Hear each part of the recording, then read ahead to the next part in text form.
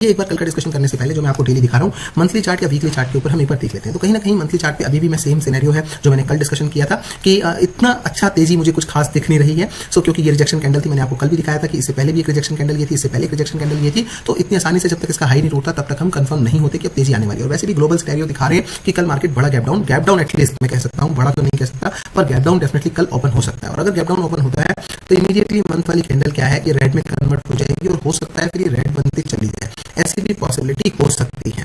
सो आइए बात कर लेते हैं वीकली चार्ट के ऊपर। वीकली चार्ट के ऊपर भी क्या है, तो ये तेजी वैसे भी बहुत ज्यादा सस्टेनेबल तेजी दिख नहीं रही है, लेकिन अगर फिर भी तेजी बनती है तो ये अलग बात है, लेकिन एटलीस्ट ऑन द चार्ट ये सस्टेनेबल तेजी नहीं दिख रही है। व्हाट वाज एक्सपेक्टेड वाज कि ये इस तरीके से मार्केट आनी चाहिए। हालांकि अगर यहीं से नीचे गिरती है तो ये थोड़ा सा पॉइंट छोड़कर जाएगी, जो मुझे अच्छा नहीं लग रहा।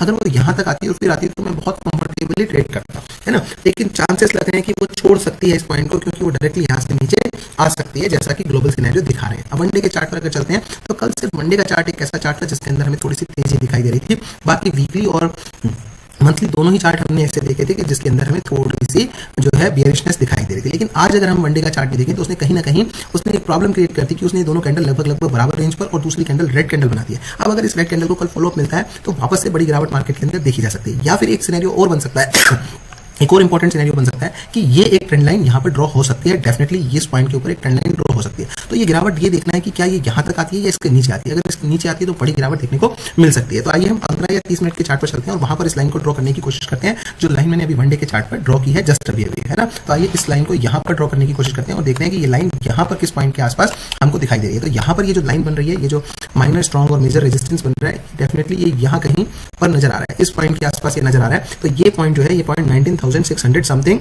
19,650 के आसपास का ये पॉइंट है। तो 19,650 के नीचे अगर मार्केट आती है तो आने वाले समय में बड़ा डाउन मार्केट में हो सकता है, बड़ा डाउन मार्केट के अंदर हो सकता है अगर ऐसा होता है। तो आइए बात कर लेते हैं कि हमें किस तरीके से ट्रेडिंग करनी चाहिए। देखिए डेफिनेटली मैं गैप अप के लिए तो डिस्कशन ही नहीं करूंगा, क्योंकि जो अभी ग्लोबल सिनेरियो जो दिख रहे हैं उन ग्लोबल सिनेरियो के हिसाब से मार्केट ने डेफिनेटली कहीं ना कहीं गैप डाउन या फिर फ्लैट, अगर मान लीजिए रात पर रात कोई सिचुएशन चेंज हो जाती है तो ज्यादा से ज्यादा फ्लैट खुल सकती है, अदरवाइज गैप डाउन के चांसेस बहुत ज्यादा है। अगर हम इस समय ग्लोबल सिनेरियोस को देखें तो डेफिनेटली वहां पे मार्केट नेगेटिव है, तो हमारी मार्केट पे इसका इंपैक्ट पड़ेगा। तो हम या तो फ्लैट या तो हम नेगेटिव खुलेंगे। तो अब मान लीजिए नेगेटिव का हम डिस्कशन थोड़ा सा ज्यादा कर लेते हैं, क्योंकि chances are very very high कि हम नेगेटिव खुलेंगे। तो अगर हम 19,700 पर खुलते हैं तो देखिए definitely I am interested in put. अगर हम यहाँ खुलते हैं, क्योंकि अगर हम 700 पर खुलते हैं तो यहाँ से 94 पॉइंट नीचे खुलेंगे और 94 पॉइंट का मतलब है कि एटलीस्ट हम 180 पॉइंट की गिरावट कल देख सकते हैं। तो हमारे पास 90 पॉइंट का स्कोप और है। So I am interested in put only.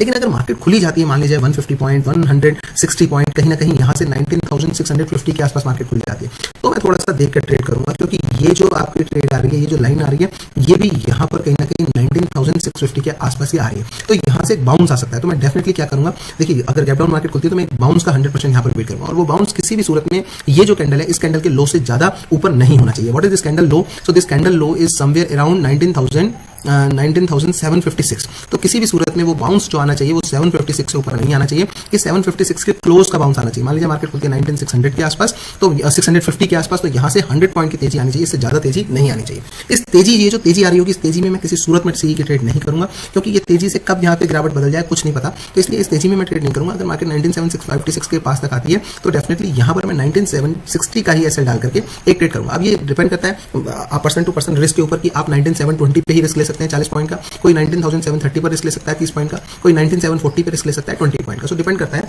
होता क्या है कि कई बार हम बहुत क्लोज वैल्यू के लिए मान लो जैसे वेट कर रहे हो सकता है वो 19,720 से ही पलट जाए, फिर हमें बाद में रिग्रेट होता है कि यार एक बहुत अच्छी ट्रेड छूट गई। So depending upon your risk and lot size you can take the decision. So ये होगी हमारी गैप डाउन की बात। अगर मार्केट देखिए फ्लैट खुलती है, तीसरा केस मैं डिस्कस ही नहीं करूंगा, गैप अप, जिसकी मुझे 1% भी चांस नहीं है कि मार्केट गैप अप भी खुल सकती है। अगर खुलती है तो इसके मात्र संयोग, मैं कहता हूँ कि संयोग ही कहा जाएगा कि ये जस्ट खुल गई।